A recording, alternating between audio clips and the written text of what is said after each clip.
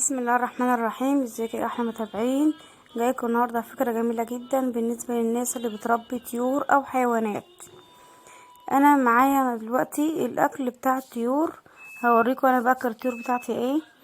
انا بعلف علشان عندي مثلا بط وفراخ وكده، واللي عنده برضو معيز او خرفان ياكلهم برضو الخلطه اللي انا عاملاها دي. خلطه جميله جدا وبتساعد على تسمين البط والفراخ بسرعه معاكي، وفي نفس الوقت بسعر ارخص بكتير من اللي بيتباع برا. فانا هنا كنت بجيب الاول شكارة ذرة مثلا 25 كيلو وشكارة علف مثلا صغيرة. على لقيت الاسعار الشهر ده غليت جدا جدا، فاحنا عاوزين نعمل حاجة موفرة وفي نفس الوقت مغذية للطيور.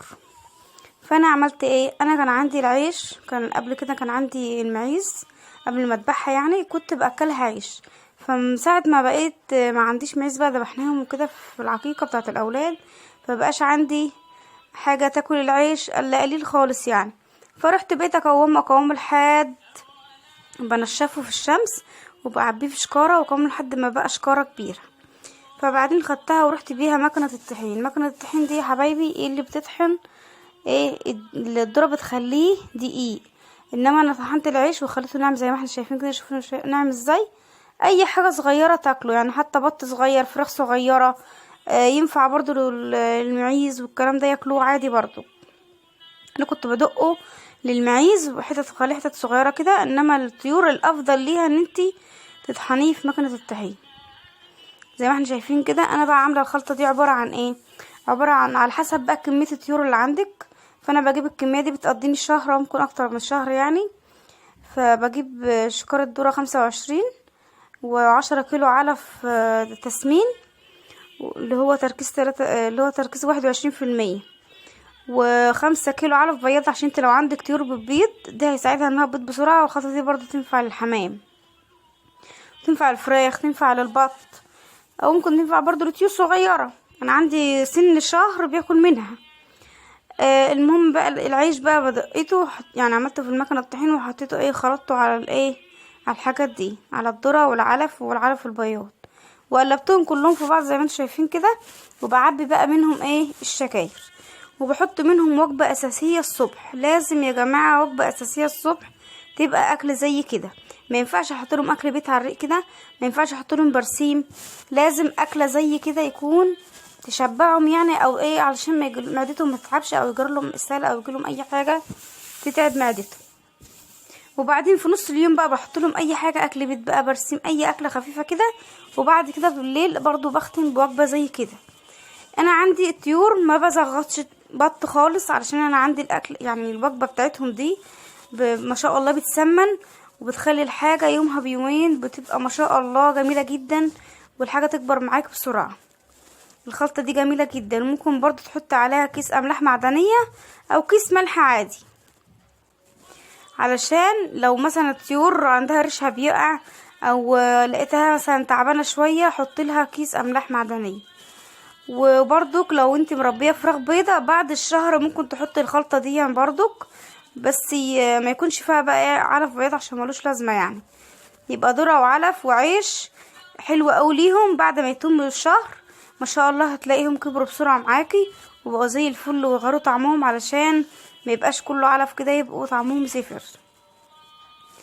الخلطه دي جميله جدا يا جماعه، اعملوها. هتنفع برضو للحمام، هتخلي الحمام يبيض عندكم بسرعه وكتير. ما شاء الله خلطه جميله جدا وانا ماشيه عليها بقالي مده. عاوزه بقى الخلطه دي تبقى مغذيه اكتر او تسمن الحاجه اللي عندك اكتر، في حاجه اسمها قشر الفول او فول الصويا.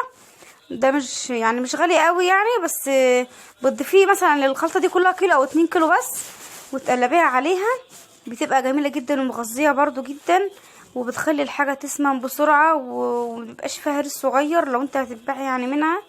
انا عندي ما بزغطش خالص يا حبايبي. انا بجيب الخلطه دي وباكلها للبط، يبقى زي التزغيط بالظبط. ما شاء الله الحاجه بتيجي معاكي بسرعه. ونحاول على قد ما نقدر برضو ما نربيش كتير اليومين دول، علشان السقعه دي بيبقى فيها مرض في الجو، وفي ناس كتير مات من عندها طيور. فانا بحاول ان انا اخف من الطيور بتاعتي وبقيت اذبح منها. انتم ملاحظين انا بقيت اعمل فراخ وكده. انا بذبح من عندي ديوك ملهاش لازمه فذبحتها. فالاحسن تحاولوا تخفوا من الطيور اليومين دول، ما تكترش من الطيور اليومين دول عشان تغيير الجو بيموت الطيور. انت برضو لقيت الطيره تعبانه او فيها اي حاجه، حط لها في الميه حبه خميره، او ممكن تخلطي خميره بيره برضك او خميره فوريه على الخلطه دي. تجيبي كيس ب5 جنيه خميره فوريه وتفضيه برضو على الخلطه دي كلها وتقلبيه كويس جدا. بيخلي مفيش خالص حاجه في معدتهم، يعني ديدان او اي حاجه في بطنهم، بيخليهم معدتهم نظيفه وما يجيلهمش اي حاجه في معدتهم.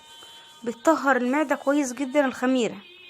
وانا جربتها في الفراخ البيضه كمان، ما شاء الله كانت الفراخ البيضه كنت بذبحها عمر شهر، تبقى الوزن 2 كيلو عمر شهر او 2.5 والله كمان. فرب يكون الخلطه دي يعني عجبكم وفكوا، وعاوزه تسمني اي حاجه من عمر شهر تاكلها. انا عندي بط عمر شهر بينقي العيش ياكله وينقي العلف ياكله، والذره ما بيعرفش ياكله عشان بيبقى مثلا كبير عليه، بياكل البط الكبير هو اللي بقى بينقي الذره منه. او بعبيها في شكاره، بحط لهم الصبح مثلا علبه مثلا، واسيبهم لحد ما ياكلوها. بتبقى مثلا على العصر كده جاعوا، احط لهم اكل البيت اللي عندي. بقى عندي اي اكل بيت، بس يا جماعه ما يكونش اكل البيت بايظ عشان ما يتعبش معدتهم. اي اكل يفيد منك بقى نزله لهم. ممكن برضو تفركوا لهم عيش، لو انت عندك عيش بايت تفركيه تقطعيه حتت صغيره، يبقى وجبه برضو في وسط اليوم. عاوزه تبليه برضو ممكن تبليه، بس حكايه بلع العيش دي ما تكتريش منها قوي عشان بيعمل لهم تلبك معوي، يعني ما تكتريش منها. يعني لو عندك مثلا حاجه بسيطه كده ماشي، مش كل يوم يعني. ودلوقتي احنا اوان البرسيم، والبرسيم موجود كتير. البرسيم كويس جدا ومغذي وبيخلي الفراخ تبيض، يبقى لهم وجبه مثلا تاني، يعني وجبه في نص اليوم. جميل جدا برضو البرسيم. بعبيهم بقى في شكاير وبركنهم، ووقت ما محتاج باخد منهم واحط له. والعيش طبعا بيتوفر عندنا كلنا عيش، بننشفه ونعمله في مكنه الطحين. انا عملت شكاره يجي 20 كيلو ب8 جنيه بس. يا رب الفيديو يكون فاتكم، ومتنسونوش بقى يا جماعه في الاشتراك واللايك والاشتراك في القناه. واللي عنده اي مشكله عنده طيور او اي سؤال للطيور يكتب لي في التعليق وانا هرد عليه. اي طيور او اي حاجه هرد عليه.